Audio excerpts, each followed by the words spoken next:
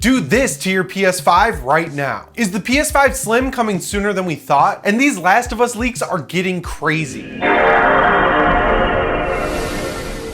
How's it going, everyone? Welcome to the early week news update here on PSReady. I hope you had a great weekend. I hope you're having a great 4th of July, maybe doing some stuff outside, maybe playing some video games, whatever's gonna make you happy. But of course, the PlayStation news never stops, so we're just gonna get rolling with the last big update, I think, from this whole Xbox versus FTC situation that was going on over the past week. We got some really cool news last week, but the last little bit that came out right at the end has to do with the PlayStation 5 Slim. This is sort of similar to that price leak for the Project Q, where Microsoft is basically saying, look, they have all this hardware coming out, they're gonna get boosted sales off of it, and we just want to compete. We got the Project Q news where they basically said this thing's gonna sell for under $300, and now we got some news on the PlayStation 5 Slim. So Microsoft, in reference to the PS5 and the two SKUs it has right now, they said, look, this thing's got a disk drive edition for $500 and a disk drive-less edition for $400. And then right at the end of that statement, they said, we also expect Sony to be releasing a slim model of their console later this year that's not going to have a disk drive, but it will come in at the same price of $400. So yeah, it looks like with this PS5 Gen 2 that's coming out later this year, we're not going to get a price cut across the board or anything like that. It looks like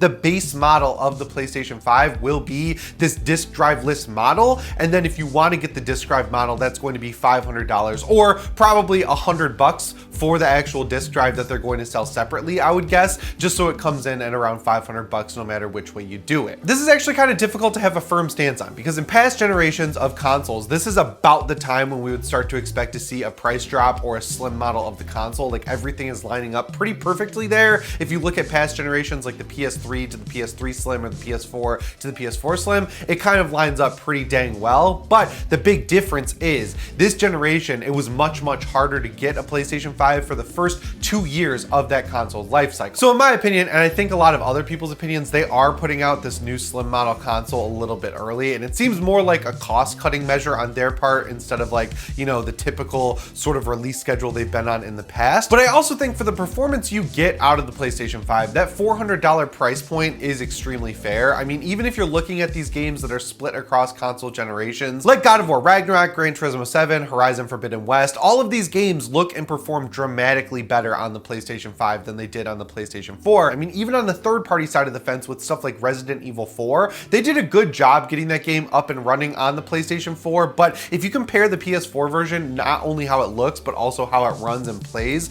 to the PS5 version, it is a huge difference between those two editions of the game. So like in the past, when we had the GameCube and the Wii, and you had Twilight Princess come out on both of those systems, there was really no difference in the actual game and how it looked and played, other than they flipped it 180 degrees on the GameCube, I want to say. And even when you look at those remastered collections of games like Shadow of the Colossus and Eco that Sony was putting out all the time during the PS3 generations, they didn't really dramatically upscale those games or make them look or play any better on the PlayStation 3. And when you've upscaled a PS4 game like The Last of Us over the PS4 with the remastered edition of that, again, not really a huge dramatic upgrade like what we've seen with the PlayStation 5, which is full 60 FPS conversions, you know, higher resolutions, better textures, just overall a much cleaner and better playing game. So yeah, I feel like this price point of $400 is pretty fair. And honestly, the hype for this console is so high. Like, people like it this much where I don't think they're gonna be too upset if they still have to pay $400 for it. And if you are feeling a little upset and like there should be a discount on the PlayStation 5 Slim,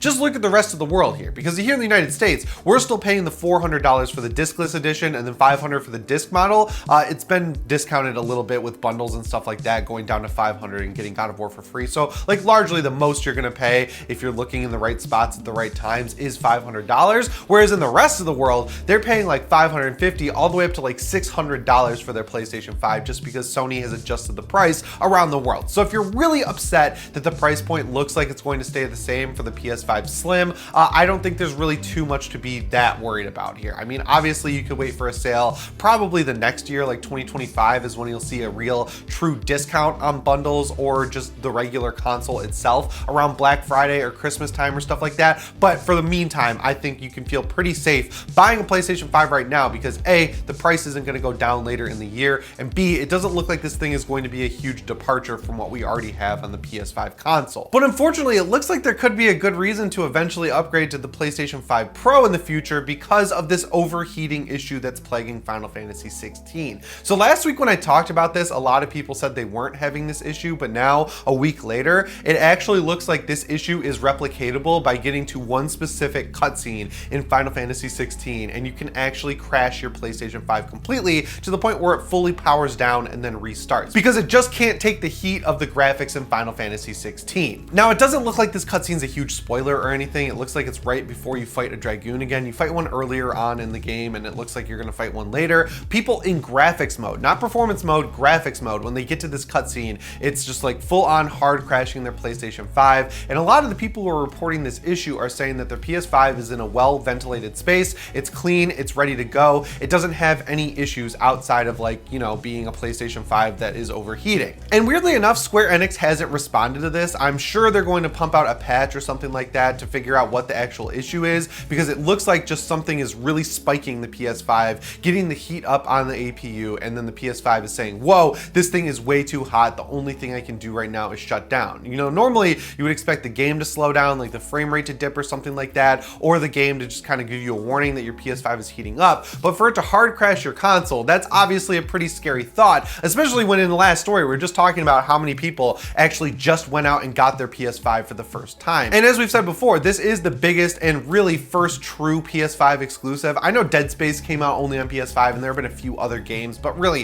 if you look at the landscape, this is the one that actually seems like it's pushing the hardware. I sunk a lot more time into this game over the weekend. I am absolutely loving it. The story setup itself, like if you get to the end of the demo, it's like, oh, I understand why people are absolutely loving this game. But once you start getting into other levels, you know, past the hub world, basically, once you get past that little point of the game, and you see how much detail is packed into this world, like I just did a forest mission that's pretty early on in the game, and it's just like crazy to see how dense the forest is surrounding these characters. It honestly is giving me the same feeling that I had with The Last of Us Part 1, when they kind of fixed that area of the game when you're coming up to Billstown in the PS3 and PS4 versions of the game, when the foliage is there and it looks really good next to the path you're on. But if you look a little bit farther to the left or right in the background, you can just clearly see that the foliage is a bunch of like PNGs of trees and stuff like that. Whereas in Last of Us Part 1, that same part is just extremely detailed and looks incredible. And the same goes for Final Fantasy 16 here. And honestly, this gets me really excited for Metal Gear Solid 3's remake. If they can pack this much detail into that game, like this should be their benchmark, right? They should look at this forest level in Final Fantasy 16 and say, this is what the jungle needs to look like in Metal Gear Solid 3. Now, last week when I talked about this, I was like, I don't know who to blame between Square Enix and Sony. I think this is firmly Square Enix fault now because it's happening in one exact spot in the exact same cutscene for everyone it's happening to pretty much. And it looks like it's totally replicatable. And that really sucks because this game's story, like I mentioned, is really good. So getting derailed by a cutscene doesn't really seem that great. My only advice there, I guess, would be if you know this cutscene is probably going to hard crash your PlayStation 5, just skip the cutscene and then watch it on YouTube, and then from that point forward, you should be fine. Some other tips though, regardless of whether or not your PS5 is in a well-ventilated space, or if you've cleaned it like over the past couple months, just give it another quick look, because right now it's summer. It's been extremely hot here in Michigan. It's been like 90 degrees and humid. There's dust flying all around everywhere, and there's just, you know, a lot of stuff floating around in the air, especially because of those wildfires up in Canada too. So if you haven't cleaned your PS5 in a while, set it horizontally on its side, pop off those side plates, and give it a nice detailed clean with a can of compressed air and a microfiber cloth. There's really no bad time to clean your PlayStation 5, especially with that massive fan on it. It is sucking stuff in constantly if you're using it, and especially if you're playing a game like Final Fantasy 16 that really seems like it's pushing your hardware as far as possible, that is when you're going to want to start cleaning it more regularly. And if you're worried about this becoming a bigger issue down the line, I personally wouldn't worry about it at this point. It seems like this is an isolated issue with just one game, and really it looks like a simple mistake where they just didn't optimize one part of a cutscene, and they're maybe loading too much stuff in the background from the next level or something like that to keep that SSD load time down.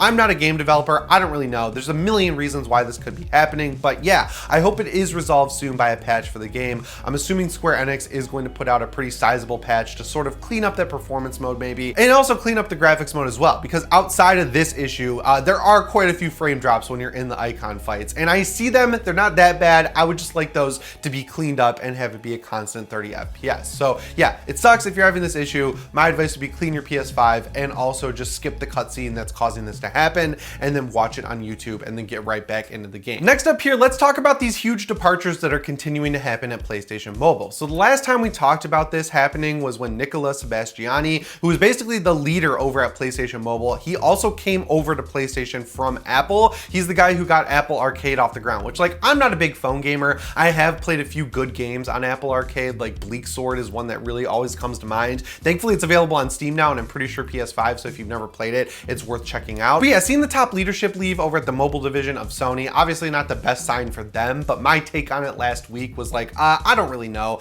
I'm not a huge mobile gamer. I'm not a phone gamer. I would prefer that Sony not divert all of this time, energy, and money from their other studios into making mobile versions of big PlayStation IP. And I really just hope that what they were working on over there was just this live service stuff. Because with the live service games, I don't see what Sony's strategy could be other than to make a bunch of them, throw them at the wall, and just abandon what doesn't work. And I don't think a lot of these games are going to work, mainly because you can only split your time between so many different games, especially with stuff like Diablo 4 out now being a huge live service. You've also got Overwatch 2, as many people are still playing that, I guess. You've also got Destiny 2, you've got Final Fantasy 14, you've got a ton of these games that are online games that suck up your entire life, and really people only have room for one of those games at a time, if that. So yeah, I feel like the two biggest hurdles right now for Sony are A, making people care about mobile games in the first place, and B, making people care about multiple live service mobile games, because that's what it seems like Sony is really getting into here. But it looks like they're having even more challenges because the leader of a studio they just picked up, Savage Studios, he is leaving that studio and doing the exact same thing that Nicola is doing. He's leaving the studio in the hands of two people. And PlayStation Mobile, when Nicola left, as a whole, was also left in the hands of two different people that were below him. And as for whether this is a good or bad sign, it depends on where you're coming at this from. If you're like a diehard mobile gamer, you really plan on playing PlayStation Mobile games, this is obviously disappointing news for you. But if you're someone who cares about the PS5, the first party initiatives from Sony, you want all of the energy and time and money focused on the PlayStation 5, I think this is ultimately a good thing. It doesn't seem like they really had a plan going into this whole PlayStation Mobile scenario. It really looked like a reactionary move where Sony was seeing all these other developers like EA and Microsoft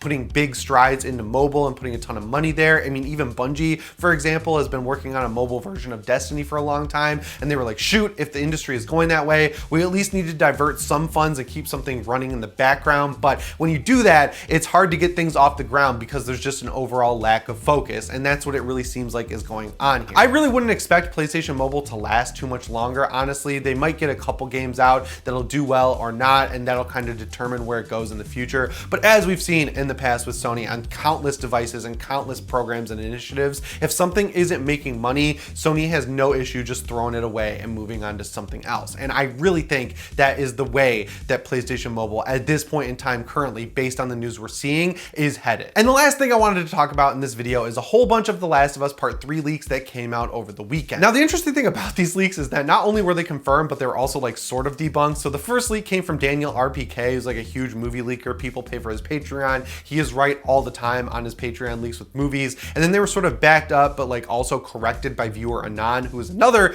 movie leaking account that I definitely trust, because back when I was covering Halloween Ends, this guy was leaking stuff left and right, and a whole bunch of it turned out to be true. So the first thing we heard about The Last of Us Part 3 is that it's going to follow a group of survivors who are all holed up in a Victorian mansion during the apocalypse. Of course, it's the apocalypse, it's The Last of Us, it's taking place in that world. I don't know why that was specified. So of course, people heard this news and were like, wait, is Ellie not going to be the main character in this new Last of Us game? And then we kind of got confirmation that she wasn't going to be, but then that's where viewer Anon stepped in and basically said Ellie is going to be as important to The Last of Us Part 3 as she was in The Last of Us Part 2. So that immediately got me thinking about what this leak could actually be related to, and I don't think it's The Last of Us Part 3. I think this leak and the setup totally lend credence to the idea of what we had heard about the Factions game that may or may not come out now at this point. But think about it, right? You've got a diverse cast of survivors that are holed up in one mansion. What I'm thinking is those survivors are multiplayer characters, and this mansion is actually your hub. So it's sort of set up like an open world Tarkov situation where you have a hub, that's where you can buy stuff, that's where you can get supplies, that's where you can upgrade your character, pick your outfits and cosmetics, and then you go to a mission table, and then you go out on missions in the open world as these different characters, right? You can sort of see the setup coming together for a game like this, where there's going to be story missions that advance the narrative, and then there's going to be grindable side quests to build up resources and supplies for your camp. basically a full game evolution of the factions mode. Now, of course, all of that speculation, I don't have any more info than you do at this point, but if I was making a multiplayer Last of Us game, that's exactly how I would set it up. And this description does not sound like the third Last of Us game, especially if they're going to call it Part 3. Part 3 implies that this is the continuation of Ellie's story. There's no way, in my opinion, that we're not at least playing as Abby in The Last of Us Part 3, and if not, we will be playing as Ellie. So if you saw this news, you got a little upset that the story is changing a bunch and they're gonna like reboot it, I guess, with a whole new cast of characters. I don't think that's the case, and I really think what's going on here is, of course, this multiplayer game. Do you think this is The Last of Us Part 3 or the multiplayer game? I'd love to hear from you. Anyway, guys, as always, my name is Jimmy Champagne. I'll see you in the next one. Thanks for watching, and shape on.